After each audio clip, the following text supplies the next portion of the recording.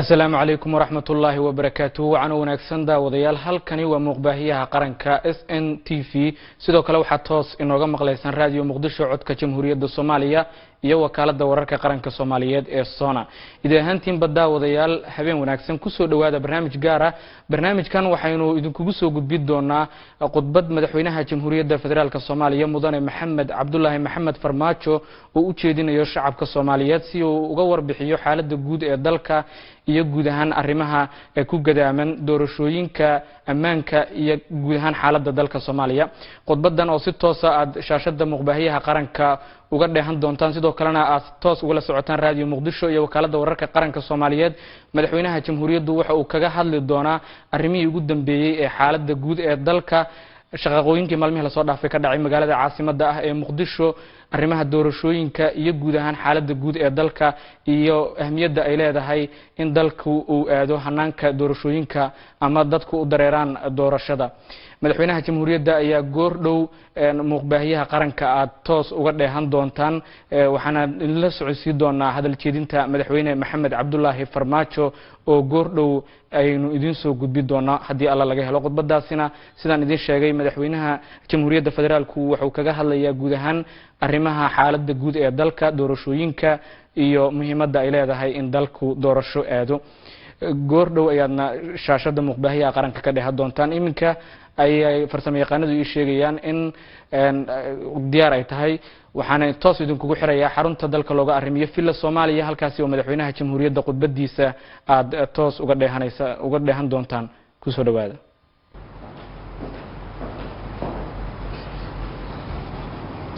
بسم الله الرحمن الرحيم waxaan doonayaa inaan caawa halkan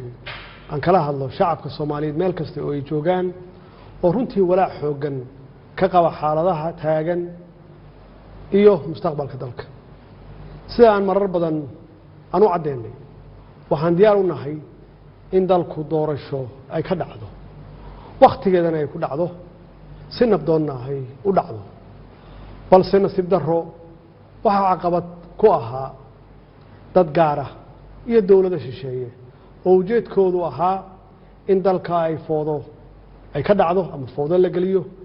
burbur iyo kala qaybsanaan dib loogu celiyo si uu u dhaco firaaq dastuuri ah annagu ka dawlad ahaan markasta waxaan diyaar u nahay ama aan u ahayn in la qabto doorasho aan shuruud ku xirnayn oo saldhigeedu yahay heshiisyadii hore loo gaaray ee 17 Sebtembar 2020 iyo talooyinkii ama tala bixintii guddiga farsamada ay ku gaareen magaalada Baydhabo 16 Febraayo 2021 waxaan bogaadinayaa dadaaladii nabadda ee ra'iisul wasaaraha iyo madaxweynayaasha Galmudug Hirshabeelle Koonfur Galbeed iyo gudoomiyaha gobolka Banaadir anigoo soo dhaweynaya baaqyadii ay ka soo saareen arrimaha doorashooyinka haddaba si loo suurtageliyo qabashada doorasho ku salaysan heshiisyadaas aan soo xusnay waxaan ugu horeyn aan ugu baaqayaa dhammaan dhinacyada Soomaaliyeed in la joojiyo wax kasta oo dalka u horseedi kara xasilooni darro oo ay ka mid tahay siyaasadeynta arrimaha ciidamada kala qaybinta bulshada iyo burburinta hantida dadweynaha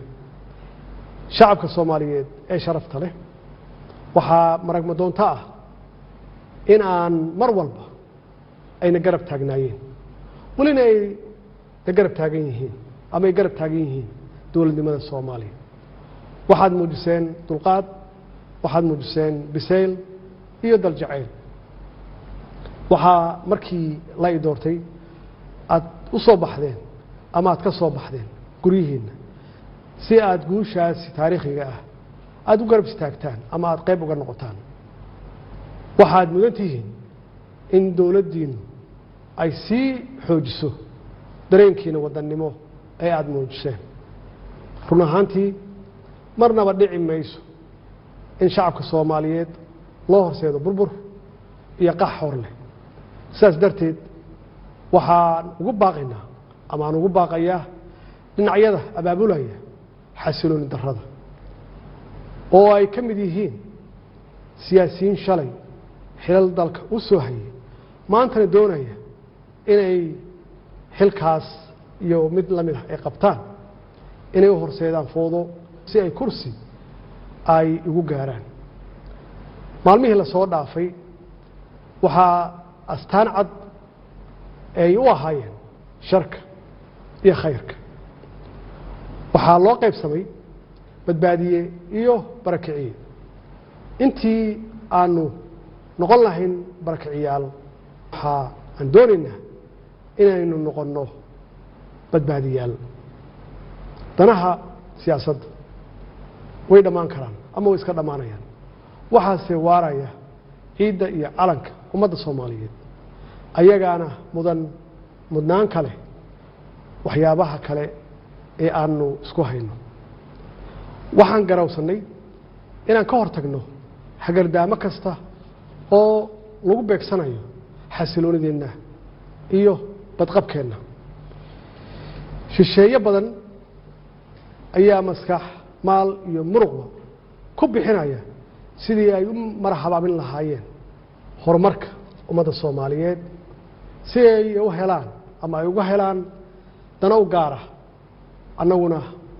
waxaan ku dadaalnay inaan gaashaanka ku dhufanno waxaanu diidnay in dhalinyaradeenna laga dhigto xaabo la shito gacmahoodana lagu burburiyo nafta iyo hantida ummadda Soomaaliyeed shacabka Soomaaliyeed waxay caawa kala ogsoon yihiin ama kala ogaadeen cidda ka shaqeynaysa inaysan doorasho dhicin dowladnimada la burburiyo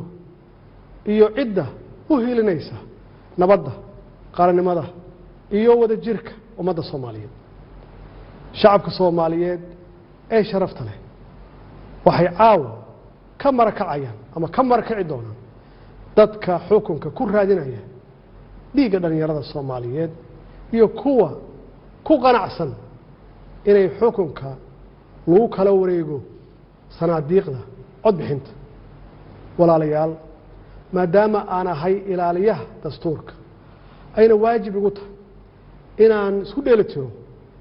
heshiisyadii siyaasadeed ee hore loo gaaray iyo sharcigii u dambeeyey ee golaha shacabka uu meel mariyay waxaa maalinta sabtida aan hortagi doonaa golaha shacabka jamhuuriyadda federaalka Soomaaliya si dalka aan dib loogu soo celiyo hanaankii doorasho ee ay heshiiska ay ku wada gaareen dowladda federaalka ah iyo dowlad goboleedyada dowladda federaalka Soomaaliya waxay aaminsan tahay ama aaminsanayd walina ay xal u aragtaa in wadada kaliya ee furan ay tahay midda wada hadalka isqancinta isu tanaasulka iyo in lagu soo laabto miiska wada hadalka iyadoo la dhameystirayo heshiiskii 17 September iyo talabixintii guddiga farsamo ee Beedhabo ee Febraayo 16 2021 waxaan dhammaan saxiixayaasha heshiiskii 17 September aan ugu baaqaya inay si degdeg ah la isugu yimaado si looga wada hadlo hirgelinta heshiiskaas kadibna loo wasiixo iyadoo aanan wax shuruud ah aan lagu xirin ugu dambeyntii waxaan farayaa hay'adaha amniga inay ilaaliyaan xasiloonida caasimadda iyo badqabka shacabka Soomaaliyeed lagana fogaado wax kasta oo dhalin kara khalkhal amni shacabka Soomaaliyeedna ay arintaasi ku garab siiyaan ciidankooda qalabka sida oo habeen iyo maalin u taagan badbaadadooda wassalaamu calaykum waraxmatullaahi wabarakaatuh